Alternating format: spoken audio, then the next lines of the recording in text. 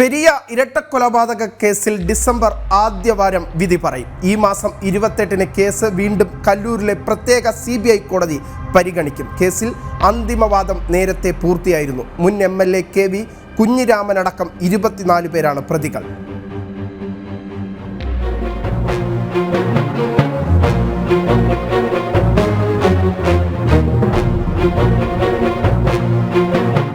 കേസിൽ 183 സാക്ഷികളെ prosecution വിസ്തരിച്ചിരുന്നു. Prosecution സാക്ഷി വിസ്താരത്തിന് ശേഷം വിചാരണ നീണ്ടുപോവുകയായിരുന്നു. പ്രതികളുടെ മൊഴി കോടതി രേഖപ്പെടുത്തുന്ന CRPC 313 പ്രകാരമുള്ള വിചാരണ നടപടികളും നേരത്തെ പൂർത്തിയാക്കിയിരുന്നു. കാസർഗോഡ് പെരിയയിൽ യൂത്ത് കോൺഗ്രസ് പ്രവർത്തകരായ കൃപേഷ് ലാൽ, ശരത് ലാൽ എന്നിവരെ CPM ക്രിമിനൽ സംഘം രാഷ്ട്രീയ വൈരാഗ്യത്തിൽ വെട്ടിക്കൊലപ്പെടുത്തിയതാണ് കേസ്.